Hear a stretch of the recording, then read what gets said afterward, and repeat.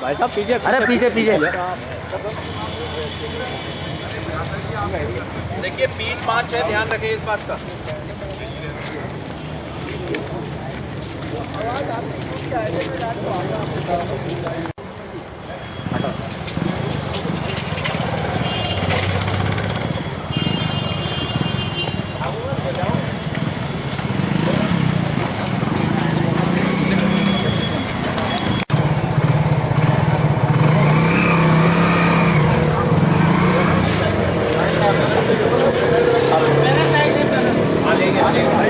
आइए ना, आइए आगे आइए कौन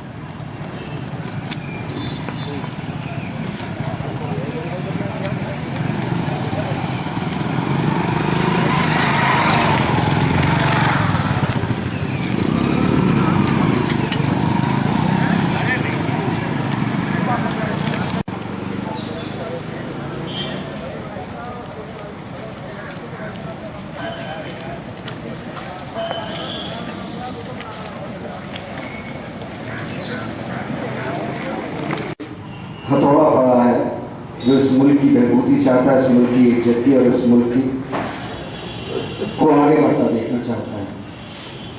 मैं आपको बताना चाहता हूं, जब ये वारदात हुई और कुछ लोग मेरे पास आए और उन्होंने कहा कि इससे कांग्रेस पार्टी को बहुत फायदा मिलेगा, समाजवादी पार्टी को बहुत नुकसान होगा, और यकीन मानिए हर जगह मैं यही बात कर रहा हूं। कल हमारे मीडिया पर्सन तो स्पोक्स पर्सन की बैठक थी, उसमें सेकुलरिज्म एक टॉपिक था, उसमें भी मैंने इस बात को दोहराया।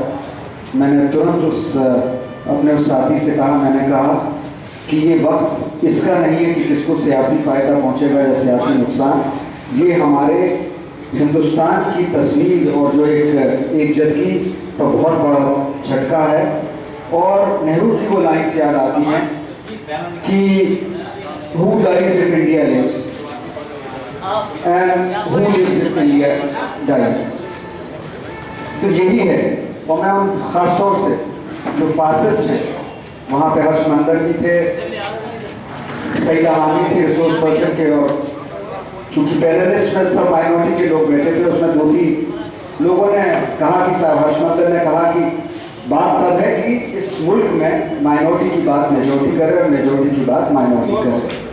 और तभी तो पैनलिस्ट ने कहा कि हम विवेक भाई को चाहते हैं कि इनसे बढ़िया कोई बात नहीं कह सकता। और मैंने उस बात को दोहराया और मैंने ये भी कहा, मैंने कहा soul searching is required out here, whosoever congressman is secularism or they do understand it or not। तो ये आज हम सब लोगों को जो हुआ बहुत गलत हुआ। और जैसा कि सबने बताया कि वहाँ की जो रिवायत रही है, तो हम सब लोगों की ये जिम्मेदारी बढ़ती है। देखिए ये बाकायदा उत्तर प्रदेश सरकार की भी जिम्मेदारी है, जो अपोजिशन में बैठी पार्टी उसकी भी जिम्मेदारी है। अगर किसी ने भी अपनी जिम्मेदारी को पूरा नहीं किया तो यकीन मानिएगा कि वो बहुत करीब आ जाएगा कि जब लोग गलत रास्तों को अख्तियार करेंगे, डेमोक्रेसी से मायूस हो जाएंगे। कहीं वो पार्टी नहीं थी जो झगड़े वाली पार्टी कहलाती थी, और अब भी वही कोई पार्टी नहीं है, वो अपना खेल खेल रहे हैं। लेकिन क्यों कुर्बानी के लोगों को बकरा बनाया जा रहा है, क्यों मजहब के नाम पर लड़ाया जा रहा है, क्यों हुकूमत ऐसे निकम का मुद्दा मुजाहिरा कर रही है। ये कौम अब बर्दाश्त करने वाली नहीं है। इस धोखे को, इस गलत तरीके को यकीन मानिएगा 1,48,000 उसमें से मुसलमान है। मैं ये नहीं कह रहा कि हिंदू का खून बहा है तो सही बहा है, वो भी गलत बहा है, वो भी जुल्म के साथ हुआ है। लेकिन हुकूमत क्या कर रही है, जालिम को जालिम कहना चाहिए, मजलूम को मजलूम कहना चाहिए। और अगर हुकूमत ऐसी नहीं करेगी तो इसका अंजाम हर मेमोरेंडम है, उसको तमामी हजरात को सुनाने के लिए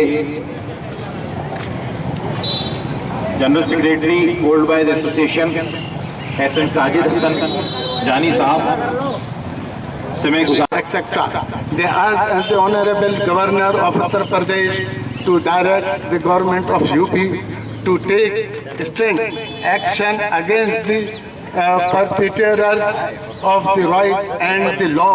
बावजूद हमारे अलीगढ़ जैसे सेंसिटिव जगह पे जिस तरीके से उन्होंने लॉ एंड ऑर्डर को मेंटेन किया है, इसके लिए भी हमने लिखा है और कहा है, और thank you very much sir.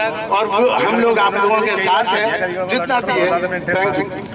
नहीं, इसका उद्देश्य ये है कि जो मुजफ्फरनगर में दंगा हुआ है और जो हिंदुस्तान की तारीख में देश की आज़ादी के बाद से लेकर आज तक जो जाट और मुसलमान का कॉम्बिनेशन था, उसको फासिस्ट ताकतों ने तोड़ने की जो कोशिश की है और जो तोड़ा है, हम लोग मुतालबा करते हैं कि मुजफ्फरनगर में जितने भी लोग मारे गए हैं, वो मुसलमान हों या हिंदू हों, उन सबको सरकार मुआवजा दे। और क्योंकि ज़िला इंतज़ामिया जो वहाँ की थी मौजूद, वो फेल्योर थी वहाँ पर, उस ज़िला इंतज़ामिया नाकाम थी, जिसकी वजह से ये दंगा हुआ। और जब ज़िला इंतज़ामिया नाकाम थी तो पूरी की पूरी जो हैगी यहाँ उत्तर प्रदेश सरकार नाकाम थी, इसलिए जो है उत्तर प्रदेश सरकार की भी जो हैगी नाकामी है। जिसे आज कहते हैं general secretary Sajid Hasan, general secretary old boys association Aligarh, और ये हमारी ब्रांच ऑल इंडिया है। हमारा ये मैसेज पूरे हिंदुस्तान की तरफ से हमारी सारी ब्रांचेस है कि हम इसे पीस मार्च को, इस कम्युनल हार्मनी को बरकरार रखें और आगे कम्युनल राइट्स ना हो। ये पीस मार्च इंडिकेट करता है उन लोगों के लिए जो कि कम्युनल जहन रखते हैं या डेलिबरेटली अपनी पॉलिटिकल ताकतों को इस बहाने कम्युनिटीज़ को डिवाइड करके जो चाहते हैं कि अपने आने वाली सत्ता में अपने आप को जमाएं। क्योंकि आपको मालूम है, हमने अपने मैनिफेस्टो में भी लिखा है उसमें कि ये वो लोग थे जो पिछली कई 4-5 दशक से भी वहाँ पे कोई वालन नहीं हुआ। आज़ादी के बाद से पहली बार ये किया गया है, इसलिए कि जनाब नरेंद्र मोदी साहब की जब से क़यादत में यहाँ पे आया है, उस दिन से तशद्दुद बढ़ता चला जा रहा है और कम्युनल फीलिंग्स बढ़ाई जा रही हैं। इस तरीके के मैसेज दिए जा रहे हैं ताकि जो भी कम्युनिटीज़ हों वो डिवाइड हो जाएं और उनका अल्टीमेट फ़ायदा उन्हें पहुँचे। और इसके लिए नहीं, हमारा मुल्क के रहने वाले बाशिंदे जितने भी पैट्रियट आदमी हैं वो सियासी नहीं है, पार्टी के लीडर साहिबान इसको डिलिबरेटली कराना चाहते हैं। इसको रोकने के लिए हमने कहा है और हम के बाद वहाँ जाएंगे भी, और इस तरह के हमने अपने मैनिफेस्टो में लिखा है कि टू टीच दी ये कम्युनल हार्मनी को बचाने के लिए भी ऐसा सिलेबस होना चाहिए जो बच्चों जवान लड़कों के बीच में बढ़ाया जाए। Thank you. ANU ने अपना एक ज्ञापन दिया है जो रॉयल्स द्वारा जो मुजफ्फरनगर में हुए डिस्ट्रिक्ट्स में, उसमें गवर्नमेंट द्वारा सीक एक्शन करने के लिए उन्होंने अपना अनुरोध किया है। उनका ज्ञापन मैंने प्राप्त कर लिया है और शीघ्र ही मैं महामहिम राज्यपाल महोदय को